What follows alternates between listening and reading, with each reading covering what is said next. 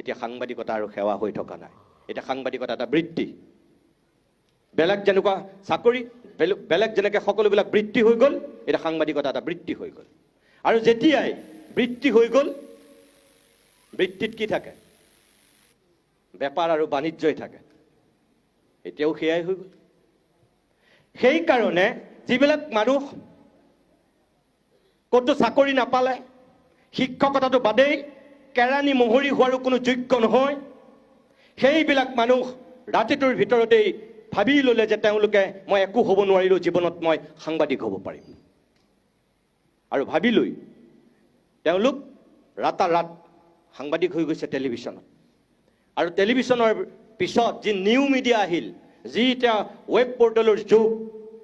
পডকাষ্টৰ যিটো যুগ আৰম্ভ হ'ল আচলতে পডকাষ্ট নহয় পডকাষ্ট হ'ব লাগে এই যিটো যুগ আৰম্ভ হ'ল এতিয়াতো আৰু কথাই নাই যাৰ যি মন যায় তাকেই কৰিব পাৰে এতিয়া আজিৰ পৰা 7-8 বছৰমানৰ আগতে চাগে নাই বেছি হ'ব 10 বছৰমানৰ আগতে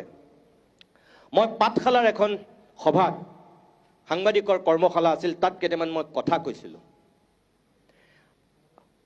ছ'চিয়েল মিডিয়াত ভাইৰেল হৈছিল খুব এতিয়াও আপোনালোকৰ হাতত কাৰোবাৰ হাতত থাকিব পাৰে লাখ লাখ মানুহে চাইছিল সেই কথাখিনি আচৰিত ধৰণেৰে সেই সময়ত দুটা শ্ৰেণীৰ সৃষ্টি হৈছিল একাংশই মোক খুব সমৰ্থন কৰিছিল আৰু আন একাংশই মোক তীব্ৰ বিৰোধিতা কৰিছিল এই মই তাত কোৱা কথাকেইটাৰ ভিতৰত এটা আছিল যে টেলিভিশ্যনৰ একাংশ সাংবাদিকৰ এতিয়া যিখন কাৰ্ড আইডেণ্টি কাৰ্ড সেই কাৰ্ডখন তেওঁ আই কাৰ্ড নহয় সেইখন তেওঁ দ্বিতীয় ATM কাৰ্ড টেলিভিশ্যনৰ বুমটো বহুত সাংবাদিকৰ কাৰণে সেইটোত আমাৰ টেলিভিশ্যনৰ বুম নহয় বহুত সাংবাদিকৰ কাৰণে সেপাত এপাত ব্ৰহ্মাস্ত্ৰ কিহৰ ব্ৰহ্মাস্ত্ৰ ব্লেকমেইলিঙৰ ব্ৰহ্মাস্ত্ৰ টেলিভিশ্যনৰ বুমটো বহুত সাংবাদিকে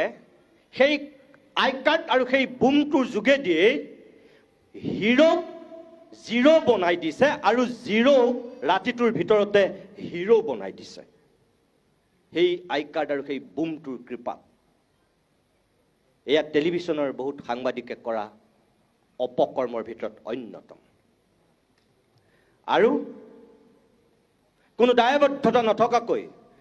ছ'চিয়েল ৰেছপন্সিবিলিটি একো বুজি নোপোৱাকৈ এনেকুৱা কিছুমান মানুহ সাংবাদিক হৈ গ'ল ৰাতিটোৰ ভিতৰতে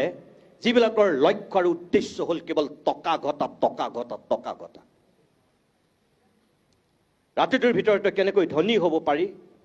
আৰু কেনেকৈ তেওঁলোক পাৱাৰফুল ৰাজনীতিবিদৰ দৰে কেনেকৈ তেওঁলোকে গুৰু গোসাঁই নমনা সেই অঞ্চলবিলাকত মহা শক্তিমান মানুহ হ'ব পাৰে তাৰ এক প্ৰতিযোগিতা চলিল অঘোষিত প্ৰতিযোগিতাত এনেকুৱা এটা পৰ্যায়লৈ গুচি গ'ল তাত আৰু কোনো গুৰু গোসাঁই নমনা পৰিৱেশৰ সূচনা হ'ল যাৰ কাৰণে লাহে লাহে সাংবাদিকক মানুহে বেয়া পাবলৈ আৰম্ভ কৰিলে যিটো কথা অলপ আগত গৌতম শৰ্মাই কৈ গৈছে